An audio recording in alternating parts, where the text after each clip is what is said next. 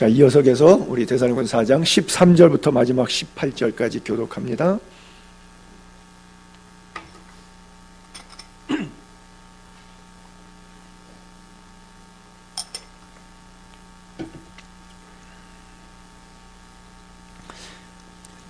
데살로니가전서 4장 13절부터 마지막 절까지 저와 여러분이 함께 교독하십니다. 형제들아, 자는 자들에 관하여는 너희가 알지 못함을 우리가 원하지 아니하노니 이는 소망 없는 다른 이와 같이 슬퍼하지 않게 하려 함이라.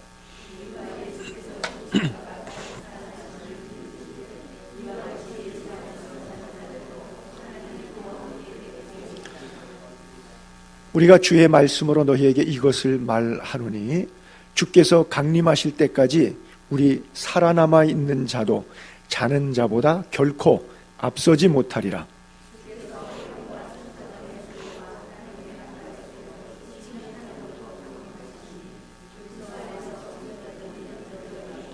그 후에 우리 살아남은 자들도 그들과 함께 구름 속으로 끌어올려 공중에서 주를 영접하게 하시리니 그리하여 우리가 항상 주와 함께 있으리라. 아멘. 예. 자, 계속 이어지는 말씀이죠. 우리가 끊어서 설교하지만 형제 사랑에 관하여는 그렇죠? 오늘 오전 시간에 말씀드렸지만 두 가지 핵심이 조용히 하라고 하는 것이고, 그리고 두 번째가 일하되 열심히 힘써 일하라. 그래서 형제를 뜨겁게 사랑할 수 있는, 손으로 수고하고 노력해서 얻은 결과들로 우리의 지체들, 연약한 사람들을 돌보는 일에 애쓰는 것이, 실천하는 것이 형제 사랑이다. 입으로 사랑하는 것이 아니라, 말로 혀로 사랑하는 것이 아니라 행동으로 하는 것이다. 그 말씀이었고요. 또 이제 오후 시간에는 자는 자들에 관하여, 성경에 잔다라고 할 때 이것은 이제 죽은 자들을 잔다 이렇게 말씀하셨죠. 자, 13절과 14절 볼게요. 형제들아, 자는 자들에 관하여는 너희가 알지 못함을 우리가 원하지 아니하노니 이는 소망 없는 다른 이와 같이, 예수 안 믿는 사람들, 소망 없는 다른 이와 같이 막연히 그냥 죽었다고 곡하고 슬퍼하고 이렇게 하지 않기 위해서다. 우리가 예수께서 죽었다가 다시 살아나셨다는 사실을 분명히 믿고 신앙생활하는 사람이라면 이와 같이 like same, 똑같이 예수 안에서 자는 자들, 예수 믿다가 먼저 죽은 성도들, 예수 안에서 자는 자들도 하나님이 그와 함께 데리고 오시리라. 이 땅에 강림하실 때 죽은 자들 속에 부활의 영을 넣어서 무덤이 열리고 우리한테 데리고 와서 공중에서 함께 미팅한다. 그렇게 말씀하고 있어요. 오늘 지금 읽었던 이 자는 자들에 관한 데살로니가서 4장 13절부터 마지막 18절까지 부분은 주로 장례식 때 여러분들이 많이 이렇게 들어보셨던 그런 말씀이죠. 장례식 때마다 꼭 읍관 예배든 임종 예배든 조문 예배든 하관 예배든 하여간 예배 중에 사용하는 그런 말씀이에요. 여러분, 이게 믿어집니까? 그리스도인들이 죽음을 잔다라고 하는 단어, 그냥 시적으로 멋있게 포장을 해서 그냥 잔다라고 말한 것이 아니라 그냥 자는 거예요. 믿습니까? 이게 믿어져야 되는데, 그냥 죽은 것을, 슬픔을 극복하기 위해서 아름답게 포장해서 그냥 죽는다는 표현보다 잔다는 표현이 아름다우니까, 또 입관 예배 가보니까 꼭 사람 이렇게 자는 거 똑같잖아요. 평소에 여러분 보셨던 얼굴 입관 예배 다시 가보시면 어때요? 그 자던 얼굴 그대로잖아요. 전혀 다르지 않잖아요. 그러니까 그런 모습에서 그냥 미화한 것으로 잔다 이렇게 생각할런지 모르겠는데, 여러분 그렇게 생각하면 안 돼요. 그리스도 안에서 죽음은 잠시 자는 거예요. 잠은 깨요, 안 깨요? 반드시 부활합니다. 믿습니까? 여러분 이거 믿으셔야 돼요. 그리스 말로 기마테라 그래요. 잠잔다 그래요. 기마테. 기미티리온, 잠자는 장소. 기미티리온이 뭐냐면 공동묘지예요. 그리스 말로 공동묘지 가면 기미티리온 써 있어요. 자는 장소 이렇게 써 있어요. 참 멋있죠? 묘지라고 하는 단어가 참 멋있게 써 있어요. 성경에 보게 되면 회당장 야이로의 딸을 살리실 때나 나사로를 부활시키셨을 때 이렇게 말씀하시죠. 이르시되 물러가라, 이 소녀가 죽은 것이 아니라 잔다. 그들이 비웃더라. 회당장 야이로가 살려달라고 딸, 그래서 가는 도중에 애가 죽어버렸잖아요. 그래서 하인이 주인님 이미 죽었어요, 소용없어요. 그랬더니 예수님께서 죽은 게 아니다, 잔다. 여러분, 이 죽음을 잠자는 것으로 분명히 여러분 가슴속에 신앙이 확신되기를 바랍니다. 나사로가 죽었어요. 죽은 지 나흘이나 됐어. 썩은 냄새가 나요. 근데 예수님께서 뭐라고 말씀하시냐? 우리 친구 나사로가 잠들었도다. 그러나 내가 깨우러 가노라. 그렇죠? 나사로의 부활 사건을 통해서 주님 이렇게 말씀하셨어요. 깨우러 간다. 자지만 꼭 깹니다. 그 사도 바울에서 알지 못함을 우리가 원하지 않다. 즉 분명히 알고 있으라, 분명히 믿으라라고 하는 거예요. 그래서 그리스도인의 죽음은 아무도 영원히 자지 않습니다. 반드시 깹니다. 잠시 자는 거예요. 우리가 길게 생각하게 된 죽은 지가 뭐 몇십 년 됐다, 몇백 년 됐다, 그 우리가 생각할 때 길지만 성경에는 하루가 천년 같고 천년이 하루 같은 하나님의 시간표에서는 in his time 일 뿐이에요. 믿습니까? 그래요. 그래서 기독교인의 부활신앙, 영생신앙은 죽음을 뛰어넘는다. 죽음은 아무것도 아니다. 죽음은 끝이 아니라 소망의 시작이다. 근데 헬라 사람들, 데살로니가 사람들, 그리스 사람들은 죽으면 끝이라고 생각했어요. 그리고 다 영원히 못 나오는 데 들어간다. 헬라어로 신화야 하데스라 그러거든요. 성경에는 그걸 음부라고도 이렇게 표현되는데 거기 들어가면 무적행에 그냥 갇혀서 그걸로 끝나는 것이다. 이렇게 하데스로 간다. 신화에 그렇게 나와 있어요. 헬라인들은 그래서 데살로니가의 교인들도 그렇게 생각한 거예요. 그러면 주님이 빨리 오셔야 되는데 내가 살아있는 동안에 예수 믿다가 먼저 간 사람들은 어떻게 된 거지? 그들의 신화적인 개념 때문에, 바울의 신학적인 개념 이전에 갖고 있었던 그들의 민습이고 풍습이고 관념이었으니까 그냥 그것이 끝인가? 이렇게 노 그게 끝이 아니기 때문에 예수 안 믿는 사람처럼 소망 없는 다른 이와 같이 막연히 그것이 끝이라고 생각해서 슬퍼하는 그 슬픔, 우리는 그런 슬픔 할 필요 없다. 슬퍼할 필요 없다. 반드시 예수 안에서 부활한다. 그렇죠? 여러분, 죽음이 뭐냐? 분리예요. 부활이 뭐냐? 돌아오는 게 연합이에요. 그냥 쉽게 그렇게 이해하시면 돼요. 죽음은 영혼이 육체 안에 담겨진데 이게 떠나가는 거예요. 이게 죽음이에요. 분리. 그래서 죽음이라는 단어가 원어의 성경에 다나토스라고 써 있는데, 다나토스라고 하는 단어는 분리, divided, 나누어진다고 하는 거예요. 뭐가 나눠져요? 육체와 영혼이 함께 있을 때는 생명이 돼서 하나님의 생기가 이 진흙덩어리 안에서 숨 쉬어요. 그러니까 이 진흙덩어리가 육체가 활동을 하고 움직여요. 그러다가 하나님의 생명이, 영혼이 원래 위치로 빠져요. 그러면 이 진흙덩어리는 땅속에서 힘을 잃고 썩는 거예요. 그것을 죽음이라고 그래요. 그리고 나서 다시 부활할 때 그 썩은 육체가 부활하는데 어떻게 부활하느냐? 이게 신비인데 성경은 이제 쭉 성경 구절 찾아서 제가 말씀드릴게요. 바다도 내놓으라 그러면 내놓고, 산도 죽음도 사망도 음부의 권사도 주님이 주께서 호령과 천사당에서 소리칩니다. 다 회복시키라고.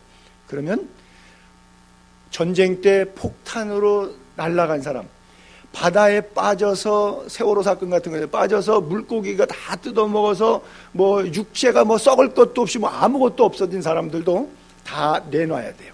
바다도 사망도 음부도 초자연적인 하나님의 명령 앞에 다 내놔야 돼. 그러면 다시 떠나갔던 그 영이 돌아올 때 이것이 뭐 투명 인간이 갑자기 육체로 사람이 탁 보이는 현상이 나타나듯이 다 주님 명령 호령 앞에 다 내놔서 이 속에 들어가면서 호련히 순식간에 변화된다 그랬어요. 그래서 육을 다시 입는 거예요. 돌아갈 때 육이 안 간다고 생각하는 사람들도 많아요. 이원론적인. 아니요, 육까지 부활이 되는 거예요. 근데 제가 지금 설명드린 것처럼 다 화장해 버렸고 뭐 산화돼 버렸고 육이 없는데 어떻게 변하느냐? 호련히 순식간에 변화체로 만드신다 그랬어요. 그러니까 물고기가 뜯어먹던 그 화장터에서 다 그냥 잿가루로 만들어버렸던, 강물에 그냥 흘려보냈던, 뭐 땅에 수목장으로 묻어버렸던 아무 상관, 주님 명령 한마디에 다 원위치 되는 거예요. 보세요. 나사로 보고 나사로야 나오라. 그러니까 죽은 사람이 어떻게 알아들어요? 사망 권세 깨치고 그냥 나오는 거예요. 바람아 잔잔하라. 파도를 꾸짖으시니까 그냥 그 자리에서 파도가 죽어버리는 거예요. 멎어버리는 거예요. 주 예수 그리스도의 권능이라고 하는 것, 하나님이 우리를 만드셨는데 그렇게 만드셨다는 거예요. 그러니까 예수 안 믿는 사람은 보이는 것만 다기 때문에 육체가 죽어서 썩어버리니까 이장할 때 보니까 뼈다구도 오래되면 뭐 그것마저도 흐지부지 되니까 이렇게 되는 것이 사람이 다르구나. 보이는 것만 인생을 평가하는데 그렇지 않아요. 거기에 하나님의 영이 생기가 불어오면 마치 에스겔서의 환상처럼 생기가 태어나여 불어오니까 마른 뼈들에게 서로 힘줄이 생기고 살이 붙더니 뼈들이 연합해서 머리부터 다리까지 골격이 생겨서 여호와의 큰 군대가 되었더라. 그렇죠? 그 마른 뼈들이 흩어져 버리는 거예요. 뭐 수만의 시체들이 여기저기 널브러져 갖고 전쟁 끝난 지 수백 년 된 시체들과 같은. 그러나 생기가 태어나여 불어오니까 군대가 돼 버리는 것처럼 똑같이 우리에게 그 부활의 소망이 여러분 속에 분명히 있게 되기를 바랍니다. 근데 이제 기독교 가운데서 베레아 기신론이라고 그러죠. 김기동 목사가 가르쳤던 기신론 가운데 잘못된 예수 안 믿고 떠도는 그 혼백들이라고 그러죠. 그것은 예수 믿고 떨어 죽으면 낙원에 가지만 예수 안 믿고 떠도는 것들은 이게 귀신이 돼가지고 이렇게 떠돈다. 그래서 자식들 몇 자리 못 쓰면은 힘들게도 하고 자식들 질병도 주고 이렇게 구천을 다 떠돌아다니는데 이게 귀신이 바로 예수 안 믿고 죽은 영혼이 귀신들이다. 이렇게 또 신학적으로 해석을 했어요. 이게 말도 안 되는 얘기인데 그렇게 먹히는 교인들이 수만 명 돼요. 그 교회가 엄청 큽니다. 신기하죠? 그래요. 절대 그렇지 않습니다. 그래요. 나팔 소리와 함께 주님의 명령, 주께서 호령하시면 모든 것들이 다 초자연적인 회복이 일어나는 거예요. 그래서 데살로니가 교인들이 이걸 모르니까 나는 너희가 모르기를 원치 않는다. 그래서 부활과 영생에 관해서 분명히 알았으면 좋겠다. 서양 사람들은 죽음에 대해서 담대하게 받아들이지 않으니까 서양 조크에 보면 그런 게 있어요. 이제 남편이 다 죽어가 숨이 껄떡껄떡 거리니까 아내가 너무 불쌍해갖고 또 남편 죽음의 서름에 대해서 막 남편 죽음 앞에서 엉엉 울고 있으니까 죽어가는 남편이 그랬대요. 울지 마라. 너도 곧 나 따라온다. 울어도 되는 사람은 있어요. 불효자는 웁니다. 이 얘기를 우리 천장식 집사님밖에 못 알아들은 것 같아요.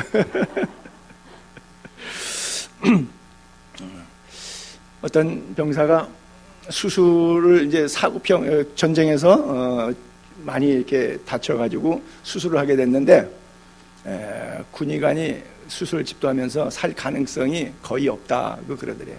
당시 이제 마취하고 들어가면 살 가능성과 죽을 가능성 뭔데 하여간 각서 쓰고 들어가는데 그 병사가 그 의사에게 부담을 덜어주려고 그랬대요. 선생님, 이래도 저래도 나는 다 괜찮습니다. 잘 되면 살아서 내 어머님 보는 거고 잘 안 되면 내 주님 만나는 겁니다. 얼마나 멋있어요. 그렇잖아요? 살면 내 어머니 만나고 내 가족 보고 잘 수술이 안 되면 내 주님 만나고. 할렐루야. 적어도 이런 배짱은 좀 있어야죠. 그렇죠? 그래요. 인생 육체를 의학적으로 분석할 때 그렇대요. 사람이 요즘에 백제 시대라 그러니까 그냥 이렇게 봅시다. 남자는 26세까지 성장을 한대요. 그리고 26세부터는 성장이 멈춘다는 거예요. 키가 크고 골격이 자라고 여러 가지가. 그래도 26세까지는 성장기로 본다는 거죠. 어차피 사람이 나아서 성장하다가 죽을 테니까 그 죽는 그 꺾이는 포인트가 어딘가는 변곡점은 있을 것 아니에요. 그게 남성은 26세고 여성은 24세래요. 자, 그러면 100세로 놓고 보게 되면 평균적으로 25년이면 4분의 1이에요. 사람이 막 계속해서 성장해 사는 세월은 4분의 1이고 인생 평생 살면서 4분의 3은 뭐예요? 계속 죽어가는 거예요. 그것을 의학적으로 노화라고 이렇게 말해요. 그렇죠? 머리털럭도 빠지고 이도 빠지고 그렇죠? 관절도 쑤시고 안 아프던 데도 아프고 그렇죠? 그게 변곡점을 지나면서 계속해서 나와서 출생 성장부터 갈 때. 그러니까 사람은 성장 시기보다 쇠퇴 시기가 사실은 어떤 의미에서 더 많다고 몰런지도 모르겠어요. 분명히 여러분 기억하세요. 잠자는 건데 잠은 깨요 안 깨요? 깬다. 믿게 되기를 바랍니다. 시한부적인 휴식이에요. 근데 우리가 사람들 죽으면 한자로 영면하셨다 이런 메시죠. 길영자 영원히 면은 뭐예요? 잠잔다는 거죠. 영원히 잔다. 사실 저거 틀린 거예요. 기독교인들은 쓰면 안 되는 단어예요. 우리가 영면하셨다. 영원히 자요? 안 그러면 깨요. 우리는 깨죠. 영면하지 않습니다. 우리는. 근데 예수 안 믿는 사람들이 이렇게 단어를 만들어 쓰다 보니까 장례 문화 속에서 우리가 늘 통상적으로 사용하던 단어이다 보니까 뭐 영면이라고 하는 단어를 쓰는데 사실은 그렇죠. 그래서 우리가 영결 예배라고도 안 하고 저는 꼭 뭐라고 그러죠? 인생을 만들 때 여러분 우리 교인들 장례식 하면 제가 뭐라고 써요? 항상 천국 환송 예배. 영결은 뭐예요? 결별하는 거예요? 영원히 다시 못 만나요. 영결하는 거예요. 영원히 결별하는 거. 영결 예배가 아니에요. 영결식이 아니에요. 뭐예요? 천국 환송 예배. 이제 뭐 그냥만 먼저 갔어요? 이제 또 나도 갈 거예요. 먼저 간 사람 빠빠이. 여러분 공항 나가서 먼저 간 사람 빠빠이. 먼저 귀국하는 사람 빠빠이. 먼저 여행 간 사람 빠빠이. 나중에 또 다시 만날 거예요. 그렇죠? 그래서 환송하는 거예요. 믿습니까? 그래요. 보세요. 창세기 47장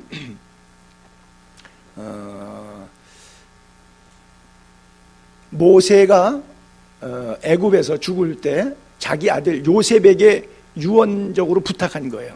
그때 이런 표현을 썼어요. 굉장히 재미있는 표현. 내가 조상들과 함께 눕거든. 그러니까 내가 죽으면 이 말인데 참 재미있게 썼죠. 그렇죠? 모세가 아들에게 내가 조상들과 함께 눕거든. 이렇게 말해요. 또 하나님께서 여호와께서 모세에게 예언적으로 말씀하시는 거죠. 신명기 끝부분에 가서 느보산 모세의 죽음 직전에 너는 내 조상과 함께 누우려니와 그래요. 그렇죠? 참 성경에 보게 되면 잔다, 누웠다, 그렇죠?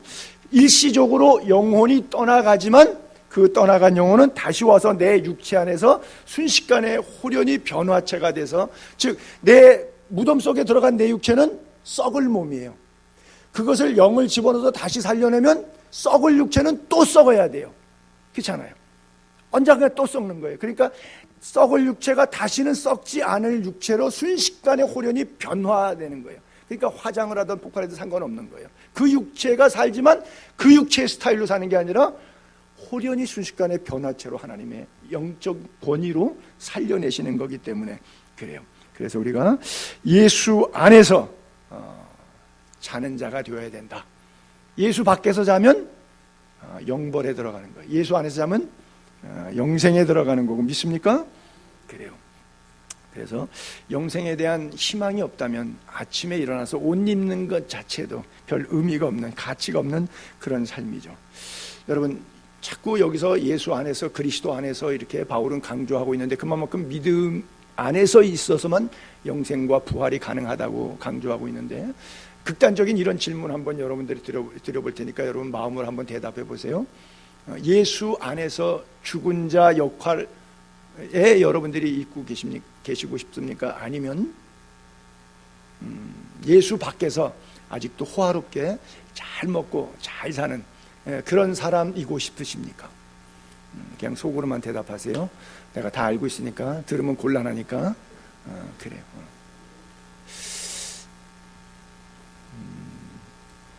부자와 거지 나사로 이야기 나올 때 대역을 맡은다 그러면 여러분 거지 나사로 역할 하실래요?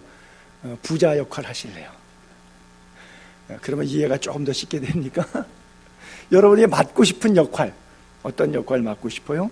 그것이 여러분들이 이 땅의 삶에 있어서의 어떤 신앙의 원함, 바람이 아니겠는가 생각해요. 인생이 마라톤이잖아요. 어떤 사람은 뭐 태아로 모태로도 죽고 유산 당하는 경우도 있고 어떤 사람은 100세가 넘어서까지 사는 타이밍이 있는데 결국 그 타이밍이 중요한 게 아니라 마지막 주 앞에 설 때의 나의 모습이 어떤 모습이냐. 끝까지 웃는 자가 웃는 자예요. 신앙생활, 신앙경주 끝까지 잘하게 되기를 바랍니다. 저는 두고두고 내 기억 속에 2004년도 아테네 올림픽일 때 내가 중계하고 방송 코디하고 뭐 따라다녔기 때문에 한 달 동안 뭐 우생순 이야기라든지 뭐 이원희의 한판승이라든지 뭐 배드민턴 뭐 유남규 뭐 태권도 뭐 하여간 기억들이 머릿속에 굉장히 많이 나와요. 생생하게 현장에서 뭐 통역하고 다니고 뭐 이랬기 때문에 그 가운데 또 특별히 하나 기억이 남는 것이 브라질 선수가 마라톤에서 1등하고 달렸는데 한 37km 지점쯤에서 거리에서 그 조그라프라고 하는 동네를 지날 때인데 그 동네에서 미친 사람이, 그 스코틀랜드 사람이 갑자기 확 뛰는데, 극단적 종말론주의자인데 왜 그러냐면 전 세계에 중계되고 있으니까 전 세계 사람이 다 보니까 이게 저 경각심을 주겠다고 하는 저 제정신이 아닌 걸로 그 1등한 사람을 확 밀어버렸어요. 그래서 넘어져서 떼굴떼굴 굴르고 또 못 일어나게 붙잡고 그래서 씨름하고 막 이러다가 1등 놓쳤어요. 그래서 엉뚱하게 2위를 달려오던 이탈리아 사람이 이겼는데 토탈 그 1위와 그래도 3위 나중에 툭툭 털고 일어나서 경찰들이 그 세큐리터들이 이렇게 보호해갖고 다시 뛰게 해줬는데 뭐 페이스를 잃었죠. 페이스를 잃다가 보니까 뭐 힘도 들고 뭐 이러다 보니까 결국 그래도 3위로는 들어왔어요. 그래서 1위하고 3위하고가 1분 35초인가 뭐 1분 15초인가 뭐 그 차이로 결국 3위였어요. 여러분 얼마나 안타까워요. 1위 할 건데. 근데 그런 건 어떻게 뭐 봐줄 수가 없으니까 그냥 그대로 순위가 바뀌어버리고 말하는데 얼마나 억울해요. 근데 만약에 그 얘기를 뒤집어서 천국과 지옥 결정인데 여러분이 목사로 목회했어요. 평생. 신앙인으로 교회를 정말 섬겼어요. 집을 팔아서 그 예배당 그분이 진 거예요. 그 정도로 다 헌신에 충성했어요. 근데 분명히 있어요. 지옥 갈 사람 수두룩 빡빡하게 전화번호부로 한 곳 넘게 있어요. 이 뭐예요? 마지막 유종의 미를 못 거둔 사람이. 정말 속상하게 내가 원하는 그림은 아닌 것처럼 달린 행악자 중 한 사람 강도는 오늘 밤 내가 나와 함께 낙원에서 태어나서 이 자리에 예수님 옆에서 죽을 때까지 살인 강도로 못된 짓만 평생 하다가 회개하고 바른 삶을 1초도 살아보지 못하고 죽었는데 낙원에 들어간 친구가 있어요. 근데 모태신앙으로 나서 평생 교회 울타리에서 살다가 목사 되기도 하고 장로 되기도 하고 교회 안에서 살았는데 마지막 가서 다 쏟고 지옥으로 홀라당 들어가는 사람. 글쎄 이것을 장로교 칼빈주의를 절대 예정론으로 해석을 해야 될지 무엇으로 해석해야 될지는 모르겠는데 그런 사람도 있어요. 그래서 나는 여러분들이 죽음에 대한 것을 분명히 갖고 있게 되기를 바랍니다. 자는 자에 관해서 모르기를 원치 않고 소망 없는 이방인처럼 그렇게 막연한 슬픔으로 망자의 한 사망 이런 걸로 기억되기보다도 잠시 잔다는 건 뭐예요? 휴식이죠. 잠자야 성장하고 잠자야 리프레시 되고 잠자야 그 다음에 일을 할 수가 있는 거예요.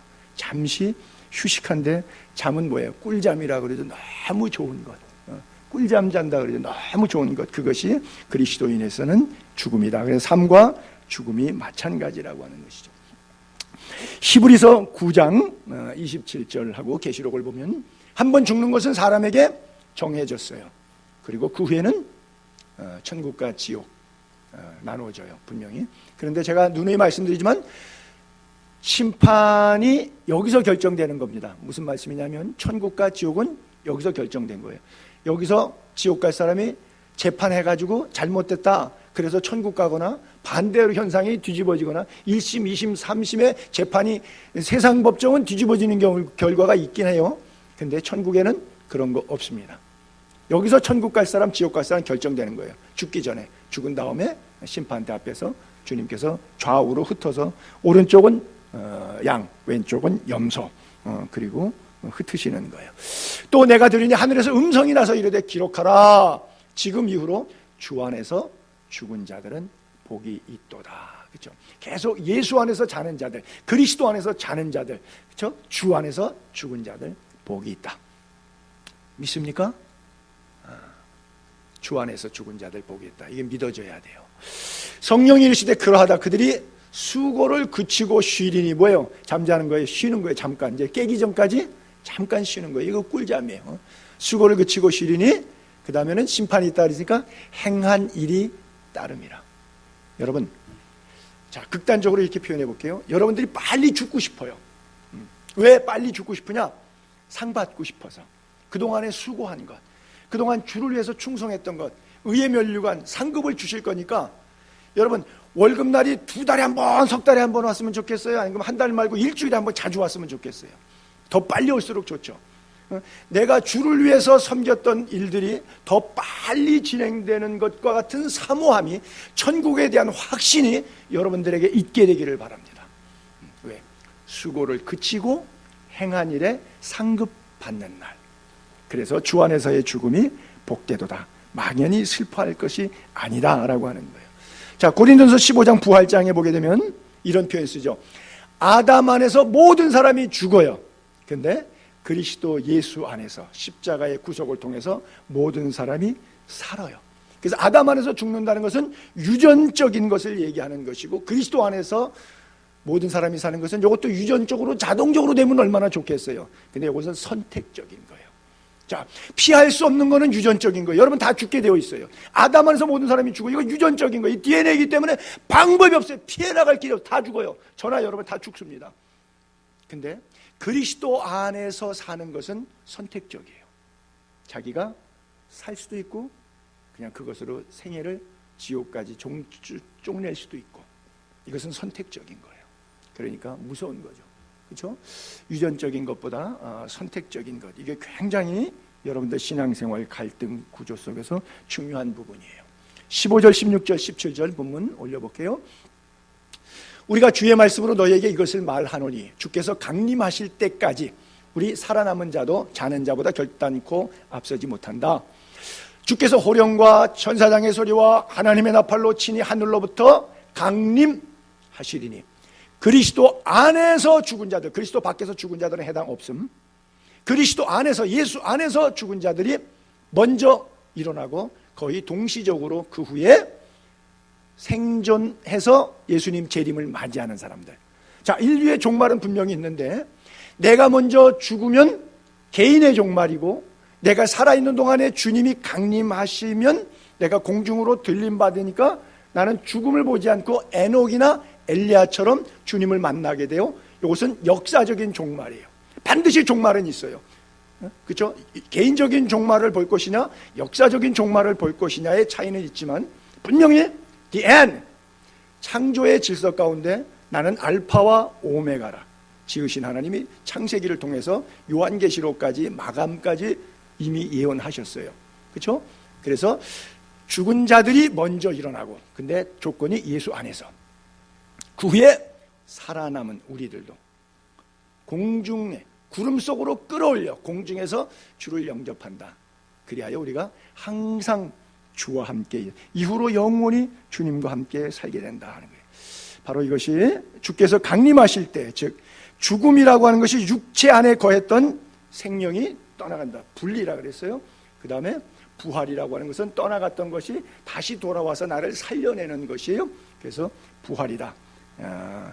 예수님께서 죽었다가 살아나신다는 사실을 분명히 믿는 사람에게만, 왜냐하면 예수 그리스도가 부활의 첫 열매라 그랬잖아요. 그럼 우리는 예수 그리스도의 가지에 붙어 있으니까 첫 열매가 사과가 나왔으면 두 번째 가지, 세 번째 가지, 네 번째 가지, 모든 그 나무에 붙은 가지는 다 사과 열매가 맺히듯이 예수 부활, 내 부활 되는 거예요. 예수 죽음, 내 죽음. 그래서 자기 부인하고 자기 십자가를 지고 자아가 죽어서 예수 안에서 내가 죽고 내 안에 사신 예수 그리스도의 사람 되는 것이 은혜를 아는 자, 그리스도인의 라이프 스타일이라고 하는 거예요.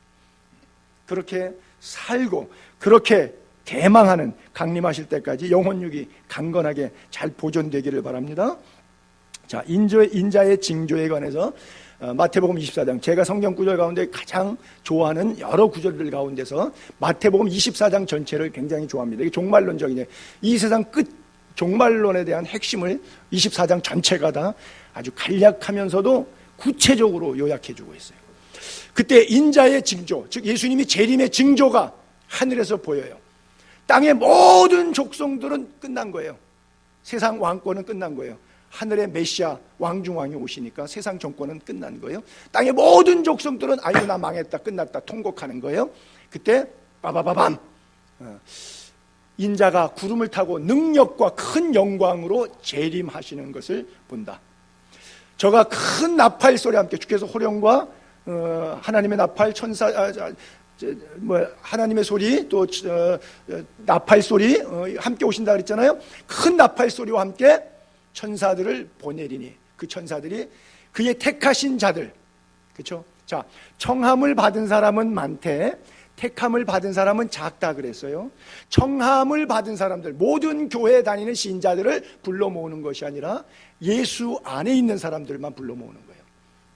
교회 처치 멤버를 고르는 것이 아니라 born again Christian, 거듭난 중생한 그리스도인을 불러 모으는 거예요. 즉 청함을 받은 자가 아니라 택함을 받은 자를 하늘 이 끝 저 끝 사방에서 불러 모으신다, 이렇게 말씀하고 있어요. 그래요. 도대체 이해가 될 것 같으면서도 잘 이해가 안 되는 구절이 성경에 이런 구절이에요. 이런 구절들을 믿음으로 수용하지 않고 언어로, 신학적으로, 설교로 표현해 볼 때 제 안에 이런 한계를 느껴요. 나면서 장님된 사람에게 색깔을, 빨간색은 어떤 색이고 파란색은 어떤 색이고 노란색은 어떤 색이고 말로 표현을 해줄래다 보니까, 여러분 같으면 한번 해보세요. 어떻게 표현해 주면 될까요? 뭐 빨간색은 딱딱하다, 노란색은 부드럽다, 그렇게 하면 그 색감이, 여러분들이 갖고 있는 그 개념이 그 사람에게 떠오를까요? 표현해 줄 길이 없어요. 구분해 줄 길이. 아야 색깔이라고 하는 흑백과 칼라에 대한 개념 자체를 이해해 주는 것이 불쌍해. 왜? 나면서 장님됐는데 이 사람이 어떻게? 나면서부터 죄로 말미암아 원죄를 타고 나서 하나님에 대한 감각이 없는 사람에게 천국의 소망을 얘기해 주니까, 아직 원죄 씻임 받지 못해 갖고 죄악의 구렁텅이에서 먹고 마시는 사람에게 천국의 소망과 회개한 사람들이 갈 하나님의 나라에 대한 설명을 하는데, 이게 이해가 된 쪽에 서 있는 사람 같으면, 영안이 열린 사람은 봐서 색깔 구분이 되겠는데, 영안이 감겨진 사람에게 암만 말로 설명한들 이 말이 틀리죠. 그렇죠? 그 사람이 못 알아듣는 게 아니라 이 말이 틀리는 거예요. 제가 빨간색을 딱딱하다, 노란색을 부드럽다고 말하면 이 말이 맞는 말이겠어요? 틀린 거죠. 이게 뭐 빨간색은 짜다, 노란색은 좀 맵다, 파란색은 싱겁다, 이렇게 설명해 주면 되게, 무엇으로 설명해 줄 수 있겠어요? 믿음의 세계에 우리가 일일이 공명되지 않는 것들이, 공리로, 수학적으로, 과학적으로, 데이터로 종합할 수 없는 부분들이 많은데, 특별히 호련히 순식간에 변화한다고 하는 주님이 다시 오실 때 우리 인간의 삶의 육체가 마지막에 결론이 어떻게 날 것이냐, 천국 가기 이전에, 지옥으로 멸망받기 이전에 지금 살아있는 우리의 육체가 시간에 의해서 옮겨지는 과정을 성경은 분명하게 언급하고 있지만, 이것을 믿음으로 수용하는 데는 한계를 느끼고 표현하는데, 여러분들이 어떻게 믿고 있는지는 모르겠어요. 분명한 것은 사망 가운데서 십자가를 믿는 사람들은 택함을 받아 공중으로 들림받고, 글쎄요, 여러분들이 여러 가지가 물건들이 많이 있을 때 거기다가 자석놀이 할 때 옛날에 그러죠. 이렇게 자석 진함철을 막 훑고 지나다 보면 땅 흙 속에서 철분, Fe 성분이 좀 화학적으로 있는 것들은 이렇게 따라 붙습니다. 어떤 것도 안 붙어요. 근데 흙 속에 막 모래, 흙, 뭐 자갈 속에 막 하여간 자석 갖고 휘비고 다니면 뭔가 철분이 있는 거는 따라와요. 다른 건 안 따라와요. 이게 자동인 거, 이건 자동이에요, 그냥. 그런 것처럼 그리스도 안에 있는 자와 그리스도 밖에 있는 자가 예수님이 오셨을 때 픽업, 휴거라고 우리가 표현하는데 성경에는 없어요, 휴거란다는 거. 그때에 나타나는 자성, 그리스도 안에 있느냐, 그리스도 밖에 있느냐에 따라서 우리의 삶의 나머지 생애는 다른 결론, 다른 장소로 간다고 하는 거예요. 자, 성경에 나타나는 표현을 그대로 다시 한번 보게요. 고린도서 15장 부활장에, 형제들아 내가 이것을 말하노니 혈과 육, 자 여러분 여러분 몸 안에 있어요. 그리고 지금 껍데기가 보여요. 육체요. 자, 피부 속에 뼈, 피, 돌기, 이게 지금 여러분이 보고 있는 제 모습, 제가 보고 있는 여러분 모습, 혈과 육이에요. 하나님 나라를 이어받을 수 없어요. 이걸로는 안 돼요. 그렇죠? 또한 썩는 것은 썩지 아니할 것이 될 수 없어요. 그건 말이 안 된다는 얘기죠. 보라, 내가 너희에게 비밀을 말하노니, 그러니까 이걸 비밀이라는 거예요. 비밀은 모르는 걸 비밀이라 그래요. 그렇죠? 비밀을 말하노니, 사도 바울은 이런 표현들을 많이 쓰는데 아마 몸 안에 있었는지 몸 밖에 있었는지 모르거든요. 그가 셋째 하늘에 끌어올라가서 가히 말할 수 없는 것을 보았다 그러거든요. 그러니까 본 나름대로 설명해 주는데 이게 역부족이란 말이에요. 그러다가 또 잘못 해석할까 봐 굉장히 두렵고 떨려 했거든요. 근데 하여간 비밀인데 말을 해보는 거예요. 우리가 다 잠잘 것이 아니라 마지막 나팔에, 여기도 나팔 나오죠. 주께서 호련과 천사장의 소리, 하나님의 나팔로 마지막 나팔에 순식간에 호련이 다 익스체인지, 환전되는 거예요. 한국 돈이 미국 돈으로 환전되듯이 이 육체가 저 육체로 익스체인지, 호련이다. 나팔 소리가 나니까 죽은 자들이 썩지 아니할 것으로 다시 살고, 즉, 자, 죽음을 제가 아까 설명했죠. 디바이디드, 즉 다나토스, 분리가 됐어요. 영혼이 나갔어요. 근데 나갔던 영혼이 다시 육체 안에 들어왔는데 죽기 직전의 상태를 만드는 것이 아니라 호련히 순식간에 변화체로 만들어서 다시 살리는 거예요. 이게 이해가 잘 될는지 모르겠네요, 여러분. 내가 지금 유치원에서 어린이 동화 설교하는지 경로당에 와서 만담쇼 하고 있는 건지 잘 모르겠어요. 어쨌든 사도 바울이 한 이야기가 바로 그 얘기예요. 다시 한번 52절 볼게요. 나팔 소리가 나매 죽은 자들이 썩지 아니할 것으로, 죽은 자들은 썩은 몸이에요. 썩지 아니할 것으로 하나님부터 영이 다시 돌아와서 그것을 살려내는 거예요. 그 다음에 우리도 변화되니. 자, 우리는 살한 육체. 그러면 죽은 사람들은 뭐 화장했어도 가루를 그렇게 해서 만들어냈는데, 그럼 우리 살한 상태는 어떻게 돼요? 살은 사람도 순식간에 변화체를 만들어버리는 거예요. 왜? 이 육체는 썩을 육체이기 때문에 이 육체로 천국 갈 수는 없어요. 그러니까 이 육체가 아니라 살아서 들림 받아도, 죽지 않고 살아생전에 예수님 만나도 이 상태가 아니라 육은 있는데 이 상태가 아니라 순식간에 호련히 우리도 변화되는 거예요. 그래서 저 초록색에 쓴 것처럼 죽은 사람을 변화시킨 것처럼 우리도 살아있지만 썩지 않을 몸으로 익스체인지 시킨다는 거예요.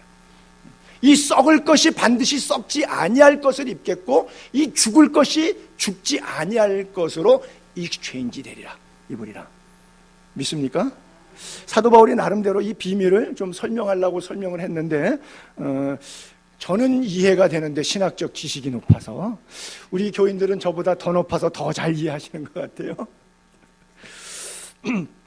예수님께서 돌아가셨을 때 여러분 재미있는 하나의 사건이 있었는데 이렇게죠. 예수께서 다시 크게 소리 지르고 영혼이 떠나가시는 거예요. 내 아버지와 내 영혼을 부탁합니다. 성소 휘장이 위로부터 아래까지 쫙 찢어져서 둘이 되고, 땅이 진동하고 바위가 터지고 예루살렘 주변에 있던 무덤들이 깨진 거예요. 그리고 자던 성도의 몸이, 즉 주 안에서 자던 성도라고 하니까 예수 안 믿는 사람에는 부분적으로 예수 믿었던 사람들이 그때 명단이 누군지 모르겠는데 상당수가 일어났어요. 그것은 전체는 아니지만 부분적인 하나의 예표라 그럴까, 징조라 그럴까, 사인을, 예수님 십자가 사건 돌아가셨을 때도 저런 징조가 성경에 기록되고 있어요. 그래서 죽은 몸, 왜 예수님이 사망 권세 깨치기 위해서 사망 속으로 들어가시는 순간 그 진동폭에 의해서 그 하나님의 징조의 역사의 어떤 시발점에 대한 사인으로 실제 그 당시에 먼저 예수 믿다가 죽었던 사람들 가운데서 부활하는 사건들이 여기저기서 일어났어요. 아마 저 사람들이 40일 동안 승천하시기 직전에 예수님 따라다니면서 승천할 때 멍청하게 또 가면서 보면서 나도 주님 따라가야 되는데 하고 뭐 그런 마음으로 쳐다봤을런지도 모르겠지요. 그래요. 15절에 주님의 재림을 알리는 소리를 호령과 천사장의 소리와 하나님의 나팔 뭐 이렇게 표현했는데, 요한복음 5장에 보게 되면 여기 부활을 이렇게 표현한 구절이 있죠. 진실로 진실로 너희에게 이른다. 죽은 자들이 하나님의 아들 예수 그리스도의 음성을 들을 때가 오나니 곧 이때라. 이 나사로 사건이 바로 그런 거잖아요. 하나님의 아들의 음성을 죽은 나사로가, 죽은 자들이 들어요. 근데 듣는 자는 살아나리라. 살아난 거죠. 이를 놀랍게 여기지 말라. 이거 참 신기하다. 이거 왜 이런가? 이렇게 놀랍게 여기지 말라. 예수 믿는 사람들은 그건 뭐 당연한 거라 이거죠. 예수 믿는 사람은 죽는 게 아니라 자는 거니까, 자다가 깨다가 주님 말씀하시면 천재지변도 따르는데 죽음 사망 권세 주님 깨치시는 건 당연한 건데, 이거 뭐 이상할 거면 놀랍게 여기지 말라. 무덤 속에 있는 자가 다 그의 음성을 들을 때가 오나니. 근데 문제는 그 다음에 심판인데, 선한 일을 행한 자는, 예수 믿고 신앙생활 어떻게 해왔느냐, 생명의 부활의 영광의 자리에 여러분들이 들어갈 건지, 예수는 믿었는데 참 개떡같이 믿어가지고 아주 행동과 언어와 모든 삶 자체가 선하지 않아, 악한 일을 행한 자는 심판의 부활로 나오리라 그랬어요. 여러분들은 생명의 부활로 나올 것 같아요? 심판의 부활로 나올 것 같아요? 대답하지 마세요. 곤란하니까. 그래요. 난 다 알아요. 계시록 20장 12절 부분 또 볼게요. 내가 보니 죽은 자들이 큰 자나 작은 자나 보좌 앞에 서게 되어 책들이 쫙 펴 있고 다른 책들이 펴졌는데 생명책들이에요. 죽은 자들이 자기 행위를 따라 CCTV대로, 책들에 기록된 대로, 요즘 말로 제가 번역한 거예요. CCTV 녹화한 대로, 그렇죠? 책들에 기록된 대로 심판을 받으니, 자, 바다가 그 가운데 죽은 자들을 내어놓고, 왜? 주께서 호령을 했으니까 나오는 거예요. 어떻게 죽었던지, 물고기 뱃속에 들어가서도 나오는 거예요. 바다가 그 가운데 죽은 자들을 내주고, 또 사망도, 음부도 그 가운데서 죽은 자들을 내줘. 다 내줘. 각 사람이 자기 행위대로 심판을 받고 사망과 음부도 불못에 던져진다. 이것이 뭐냐? 둘째 사망. 자, 예수 안에서 죽은 자들 먼저 죽었잖아요. 그리고 나서 주님께서 다시 부활시켰을 때 주님과 함께 천국에 가는 거예요. 천년 동안 왕노로 타고 새하늘과 새 땅에서 영원히 천국 생활 사는 거예요. 그런데 그렇지 못해서 심판받아서 자격 미달되면 또 지옥불에 들어가는 거예요. 그때는 죽지는 않아요. 근데 표현상 그걸 또 두 번 죽음이라고 그래요. 둘째 사망이라. 그건 뭐예요? 불못 속에서 영벌. 벌 받는데 영원히 벌 받아요. 안 죽고, 천국도 안 죽고 지옥도 안 죽습니다. 지옥이 죽으면 차라리 편하지. 다 잊어버리면, 고통이 없으면. 그렇잖아요. 너무 몸 아픈 사람, 옛날에 뭐 행복전도사 뭐 누가 뭐 치현인가 누가 있잖아요. 자기가 자살했잖아요. 너무 통증이 심해갖고 견딜 수가 없어갖고 자기가 미리 그냥 죽어 목숨을 끊어버렸죠. 얼마나 아프면 그 아픔을 견디지 못해서 죽어버려. 근데 지옥에 그 사람 아픈 것만큼, 허리 통증 아픈 거, 온몸 쑤셔서 아픈 거, 팅팅 부어서 아픈 거, 뭐 열나는 거, 그 고통, 뭐 열이 뭐 40도 이상 올라서 뭐 온몸이 뭐 견딜 수 없게 사방으로 쑤셔대고, 무슨 뭐 대상포진에 이렇게 온몸이 쑤신다 그러는데, 그렇게 아픈 거 하고 지옥의 고통하고 비교돼요? 그렇게 아프면 목숨을 자살이라도 할 수 있는데 지옥 가면 자살이 돼요, 안 돼요? 방학도 없어요. 방학도 없어. 그걸 뭐라 그래요? 둘째 사망. 또 다른 말로 불못, 다른 말로 지옥, 원어의 게헨나, 헬라 사람들 하데스, 이렇게 표현했던 거예요. 그래요. 여러분들이 지금 CCTV에 다 녹화가 되고 있어요. 옛날에 2600년 전에도 아버지 느부갓네살이 예루살렘 함락시키고 솔로몬이 금으로 다 성전을 꾸몄잖아요.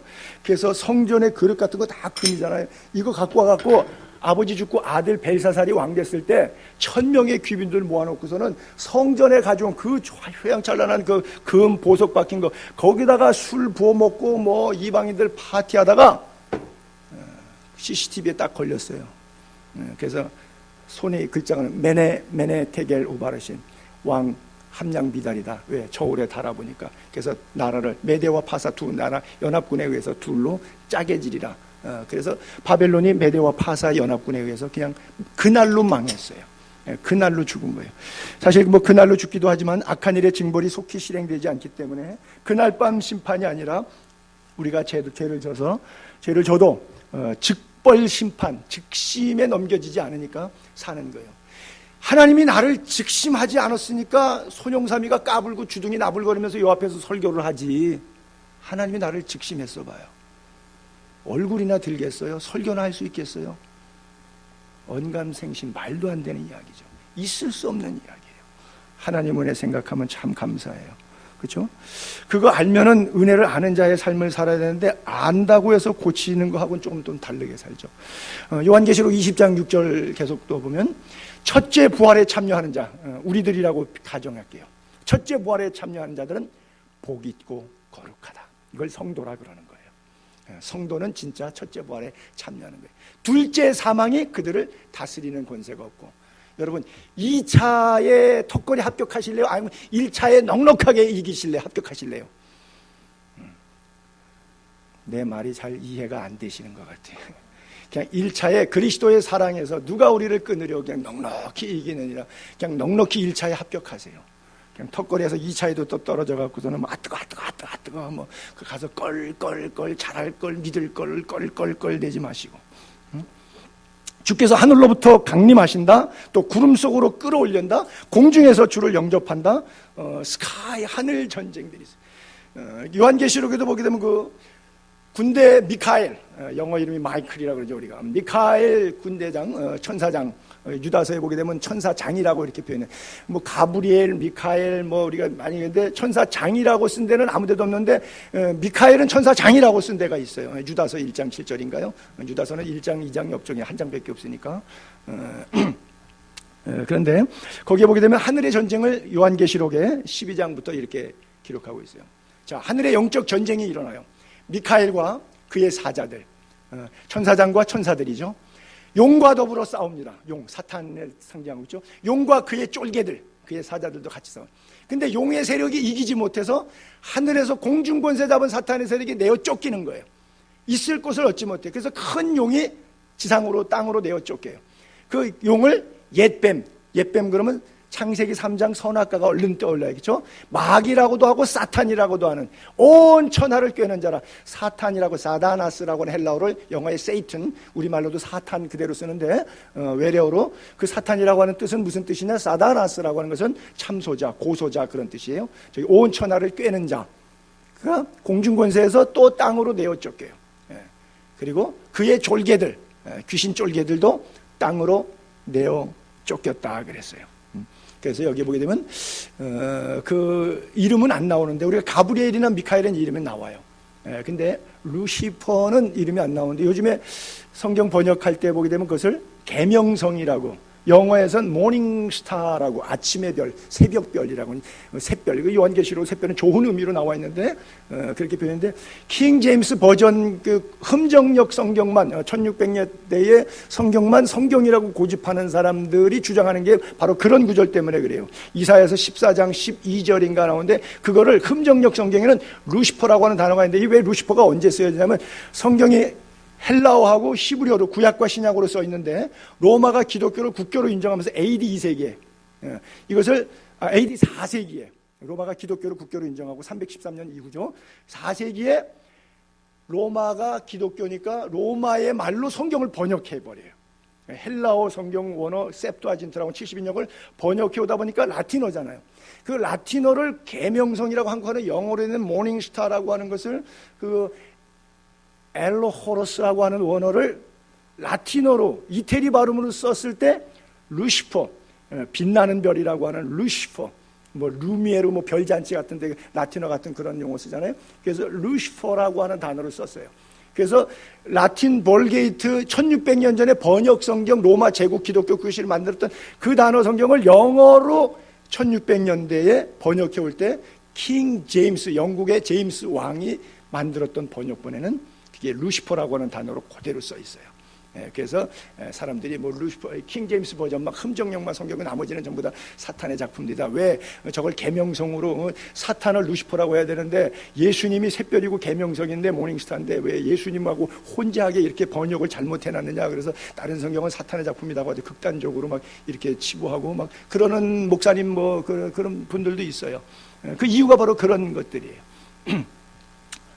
너무 길게 옆으로 갔는데, 자, 휴거자를 한번 이렇게 올려봐 볼게요.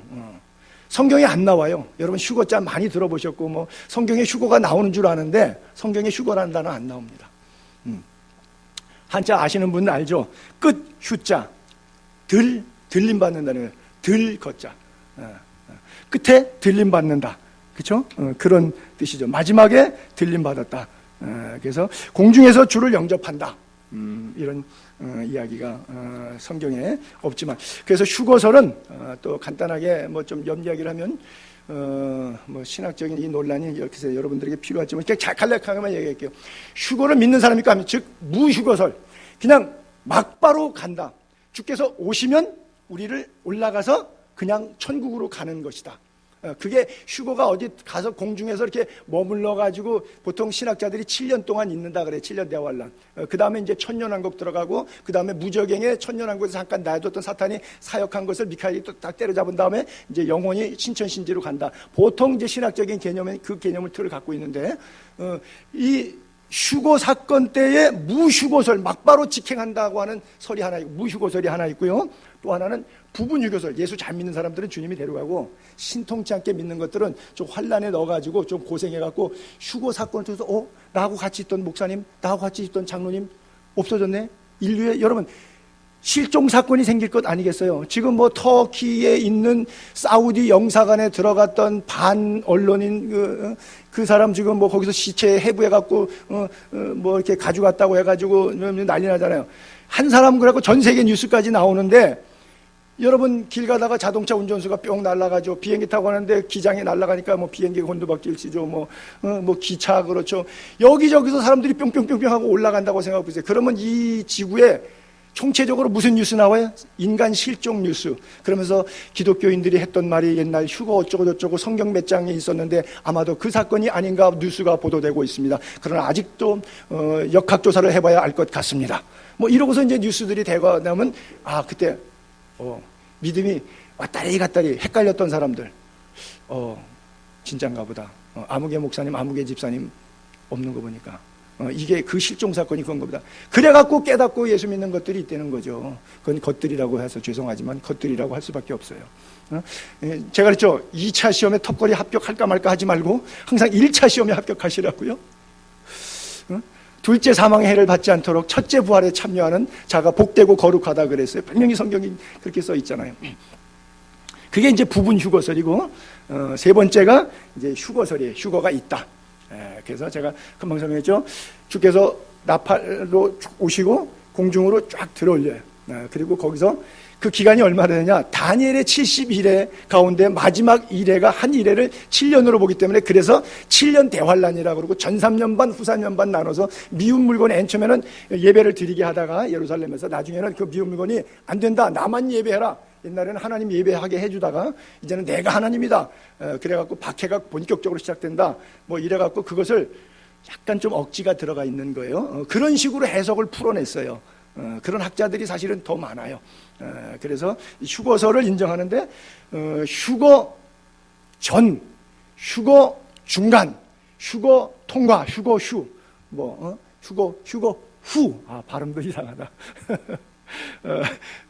그래서 이게 다니엘의 71회를 그렇게 보는 사람도 있어요. 그래서 42달 일할 권세라고 나오잖아요, 다니엘서에. 그러니까 42달이 딱 3년 6개월이에요. 그 다음에 1260일이라고 써있고 30일씩 계산하게 되면 42달이 되고 1260일이 되는 거예요. 그래서 짜오는데, 그렇게 짜지면 70일에 첫 1회부터 마지막 70일에까지 아구가 연도에서 다 맞아야 되는데 그걸 안 맞아. 중간에 굼뜨다가 들쑥 이게 와갖고 마지막 한 일에 이래갖고 여기서 해석을 무리하게 지금 가해서 문제는 있는데, 어쨌든 성경에 다 근거가 있으니까 나름대로 신학자들이, 목사들이 공부해갖고 그런 설교하면 교인들이 야, 우리 목사님 굉장히 훌륭하네, 그런 걸 어떻게 다 알았지라고 하는 걸 의도하려고, 영적인 우월주의를 만들려고 성경이 아닐 수도 있는데 얘기들을 해요. 이게 뭐예요? 극단적 종말론자들이 그래갖고 돈 모으고, 그래갖고 사람 모으고, 그래갖고 분위기 자극하는데, 여러분 때와 기한은 아버지 손에 있으니까 그런 거 신경 쓰지 마시고 오늘 하루 성실하게 예수 잘 믿으세요. 그리고 영혼 구원하는 일에 더 집중하시고, 주님이 언제 오는 거 알면 뭐하고 모르면 뭐 하시게. 제가 볼 때 제가 죽고 2, 3세대가 지나도 아마 예수님 재림하기는 조금 시기적으로 상조다, 어렵다. 나는 100% 희망하는 것이 죽음을 보지 않고 내가 살아있을 때 예수님 오셨으면 좋겠어요. 우리 어머니 맨날 그 소리 하시더니 지금 화장장에서 돌아가신 지가 2년이 됐어요. 누구나 다 그래요. 그건 1세기 때도 그랬어요. 바울도 그랬어요. 희망사항이에요. 근데 저는 마태복음 24장을 제일 좋아하는 이유가, 여러분 딸딸딸 외우세요. 마태복음 24장에 마지막 14절에 천국 복음이 증거되기 위해서 온 세상에 전파되니 그제야 끝이 오리라고 했는데, 말씀의 별이 지구를 한 바퀴 돌고 또 동서로만 도는 게 아니라 남북으로도 퍼져야 되겠죠. 한 바퀴 돈다고 해서 그것만 쭉 뛰두르면 되겠어요? 그럼 위아래도 사람이 있는데, 그렇잖아요. 그러니까 좌우로 돌고 상하로 돌고 동서남북으로 열방으로 해서 예루살렘, 유대, 사마리아 땅끝까지 복음이 다 들어가야 되는데 별로 안 들어갔어요. 그 설교가 메시지가 떨어지고 대한민국 극동아시아 코리아까지 복음이 걸려오는데, 우리가 2000년 되잖아요. 그러면 약 복음이 천주교로 말하면 200년 됐고 개신교로 말하면 한 140년 됐는데 1800년 동안 극동아시아 한국까지 복음이 못 왔어요. 그렇잖아요. 1세기 때 그 설교 예수님이 유언하시고 바울이나 베드로랑 열심히 돌아다니면서 순교하면서 복음을 전했는데 요 복음을 극동아시아 코리아까지 했는데 언제 들어왔어요? 1885년 4월 5일 부활절 때 언더우드 아펜자를 통해서 들어오고 1866년대 토마트 선교사가 대동강변에 들어오고 뭐 그게 다잖아요. 그럼 얼마나 늦게 1800년 걸렸어요. 그렇죠? 그렇다고 해서 대한민국이 복음화됐다고 해서 아직까지 미전도 종족이 없느냐? 우리가 또 예수 믿었으니까 빚진 자의 복음을 갚게 또 나가야 될 땅들이 있어요. 그렇죠? 거기가 제가 생각해 보니까 성경이 번역되는 게 컴퓨터가 생겨갖고 인터넷 발달돼서 굉장히 시기가 땡겨진 건 사실인데 그래도 땅끝까지 24,000 종족 가운데 아직도 남아있는 8,000 종족 75억 인구 가운데 25억이 예수를 믿고 아직도 50억이 예수를 믿지 않아요. 물론 한번 복음에 거쳐간 사람들까지 계산하는 거니까 그 사람들을 제외한다 그러면 그래도 15억 정도는 남아요. 그 미전도 종족이 다 복음화돼야 그제야 끝이 오리라 그러셨기 때문에 시기적으로 볼 때 제 손자나 4대 손 정도 되면 아마 대략 복음이 동서와 남북으로 지구로 한 바퀴 회전하는 가능성이 모든 종족에게 복음이 들어가지 않겠는가. 그렇다 보면 여러분이나 저는 다 콩가루 될 생각을 조금 하실 필요가 좀 있지 않겠는가. 그건 제 얘기입니다. 그건 성경은 아니에요. 그러니까 이런 식으로 말하는 사람들, 저하고 감정 있는 사람은 저거는 이단이야 이렇게 말할 거고, 저하고 감정이 좋은 사람은 저 목사님 말이 맞아 이렇게 생각할 거란 말이죠. 그러니까 잘못된 거짓 선지자들이 종말론 갖고 장사하기가 얼마나 좋아. 자기하고 맞는 사람들 뭐 이렇게 얘기해서 딱 풀어나가면 야 그거 어떻게 하지? 기똥차례 계시 받았나 봐. 이렇게 되는 거예요. 다 틀립니다. 제 얘기를 포함해서 성경만 그대로 믿으시면 돼요. 근데 바울이 표현해 줬던 것처럼 그 부분에만큼은 여러분들이 분명히 이해할 수 있게 되기를 바라고요. 자, 요 3시가 벌써 넘었네. 자, 이 구절을 읽을게요. 그냥 시편 안 읽은 구절들만 우리가 오케이. 자, 그것만 읽고 넘어갈게요. 그냥 오케이. 내 평생의 선하심과 인자하심이 반드시 나를 따르니 내가 어디에 영원히 산다고요? 여호와의 집에 영원히 살루라. 아까도 그랬잖아요. 주께서 남은 자들 구름 속으로 끌어올려 주를 영접하게 그래야 우리가 항상 주와 함께 있으리라. 여러 말로 서로 위로하라 했잖아요. 주와 함께 항상 있어. 여호와의 집에 있다. 너희는 마음에 근심하지 말라. 예수님이 뭐라 그랬어요? 하나님을 믿으니 또 나를 믿으라. 내 아버지 집에 거할 곳이 많다. 그렇지 않으면 너에게 일렀으리라. 내가 너희 위해 거처를 예배하러 간다. 다시 거처를 예배하면 와서 너희를 나에게로 데려와서 나 있는 곳에 너희도 있게 하리라. 함께 있게 하겠다고 하는 것이죠. 여러분, 제가 지난 3일날 우리 김소영 사모님 산소에 가서 추도 예배를 드리면서 히브리서 11장 말씀을 읽었는데 거기에 마지막 읽었던 한 구절만 올려볼게요. 믿음의 사람들에 대한 선진들의 역사를 쫙 기록한 게 히브리서 11장이에요. 믿음장이잖아요. 쭉 나열하고 끝부분에 가서 그들이 뭐 에녹, 노아, 아브라함 쫙 나와요. 그들이 이제는 더 나은 본향을 사모하니 어디에 있다고요? 하늘에 있는 것이라. 그래요. 어떤 스페이스의 스카이 개념, 공간 개념으로서의 하늘보다도 하나님의 나라를, 왕권, 그분의 임재와 다스림과 통치를 여러분들의 개념 속에 넣게 되기를 바랍니다. 그래요. 그래서 더 나은 본향을 사모했다. 그래요. 여러분에게 더 나은 본향을 사모하는, 자는 자들에 관하여 이방인처럼 하염없이 슬퍼하고 망했다고 생각하지 않고 더 나은 본향을 사모하는, 하나님 나라의 통치와 임재를 살아서도 받고 죽어서도 영생복락으로 누리는 그런 여러분들의 삶